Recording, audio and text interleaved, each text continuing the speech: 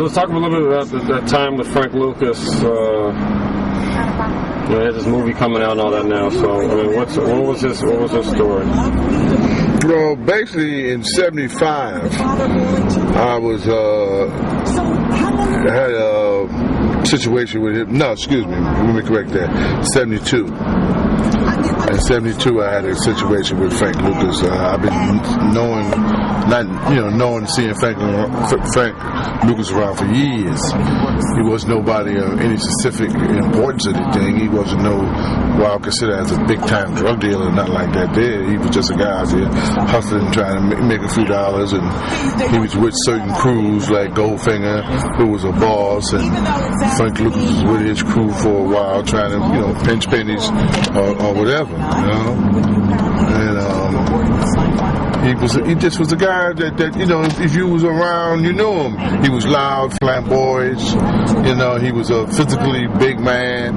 He was rough with women's. He was a bully with women's and stuff like that. And he'd drive the Cadillac, and Cadillac didn't cost nothing them days. $8,000-9,000. And what happened, to be exact, was Easter of 1973. Easter of 1973. Frank Lucas came to me with a deal. Frank Lucas came to me with a deal, said he had some people, that was going to give up a lot of packages, for a figure, and the figure was like $300,000, But at that time, packages wasn't costing, I was paying maybe $17.5. I think this deal he had, it was going to be like $15 if he could put up $300,000. And I had an associate of mine that was interested, and I was interested. We put the $300,000 together, and we met him in a bar called Teachers on 77th and Broadway, and early in the morning too, Easter Sunday. So he kept telling me that I knew this guy in particular that was going to take the money and come back with the drugs. So I said, okay, well, I'm not going to give you no money, you know what I'm saying? But if we can swap money for drugs, that's good. Or if you say that I got trust for the person, then that's good too, So after about 2 hours, the guy showed up, and sure enough, I knew the guy, and he was an honorable man, and he had a good reputation. He was good people, So I told my associate, I said, well, this dude here is cool, man. He's an old head, he's old school, and he about paper. He ain't about robbing or beating nobody, And we gave him the suitcase with the money in it, and me and my associate stayed there with Frank Lucas. And after about 3-4 hours went by, I got leery, my associate got leery, and we started questioning Frank about this, that, and another, when this guy was to come back, make a phone call, tell me something, what's going on, blah this and blah that.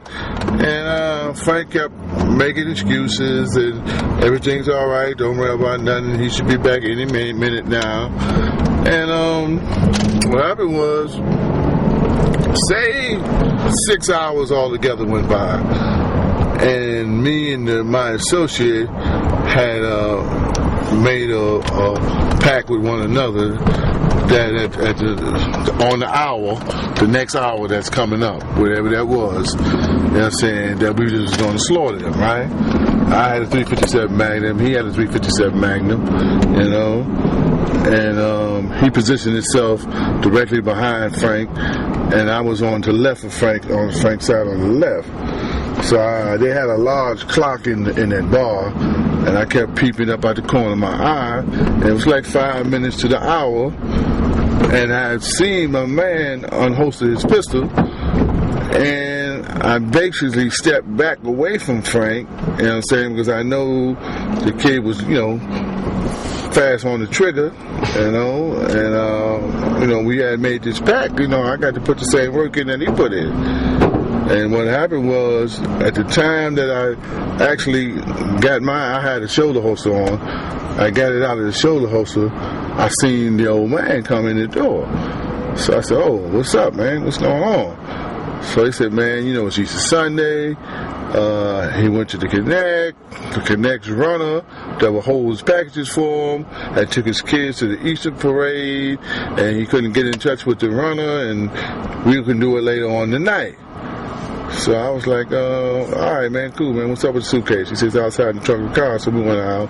We looked through it briefly and made sure there was money in it. And we split.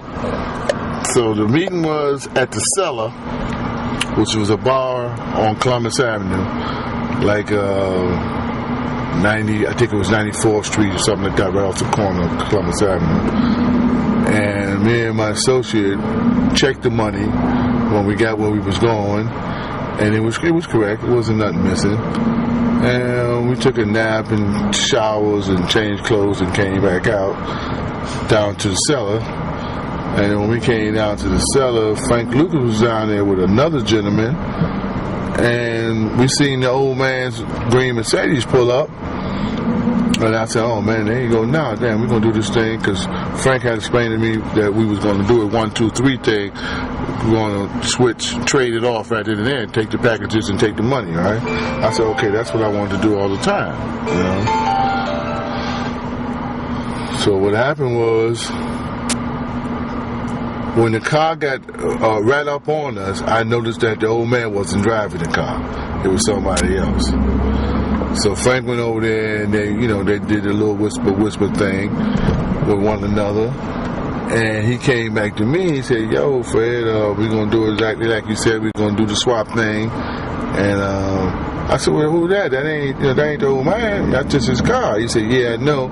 That's his nephew." And he told me what he said, and we're gonna, do that, any minute, So I'm like, okay, cool, man. I like that there, So about 2 hours went by, and I'm like, yo, man, thank you for the shit, man, later. So me and my associate got in the car, and we left. Went to secure the money.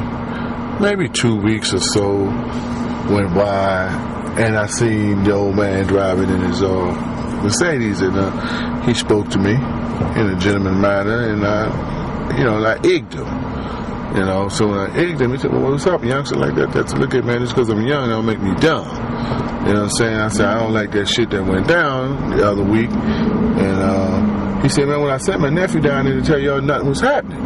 I said, that's not what Frank told us. I said, man, Frank told us that we was going to do a swap thing. It's going to be 1, 2, 3. And he said, nah, man, nothing happening. They didn't have what you wanted, and it was nothing happening, man. And I told my nephew to tell y'all. I said, that ain't what Frank told me.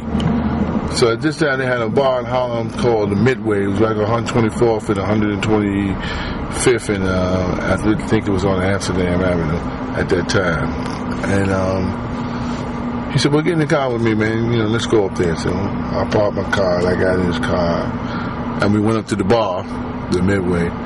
And as we came in right there, right through the entrance of the bar came in, and Frank Lucas was sitting there with a few women, and he was talking all loud and, being his normal ignorant self, And the old man said to him, yo, man, didn't I tell you the other night, I sent my nephew down to y'all that everything was off, he wasn't going to do nothing?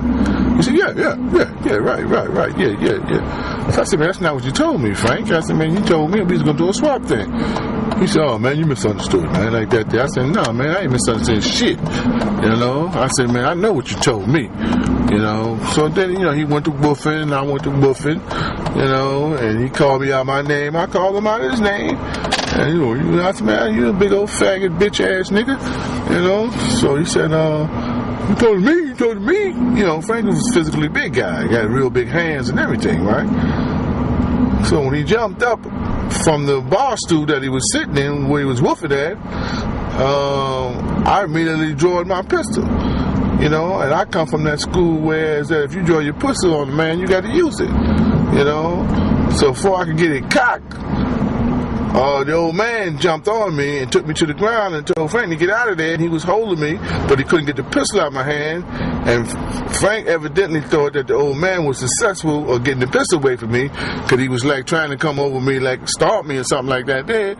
But when he see me point the pistol at him and the old man was holding me by my wrist, he broke out the door and ran, So I didn't get a shot off at him or nothing, So years later, when I was in Raybrook federal prison, and the old man was doing 30 years, and we got to walk the yard together. And first thing I said to him, I said, "Yeah, I heard that Frank Lucas testified against you, you know." And he said, "Yeah." I said, "Nah. And do you remember that night when you stopped me from killing him?" He said, "Yeah, that's a damn shame, man. That's a damn shame, man." You know, that's basically how it went down, man.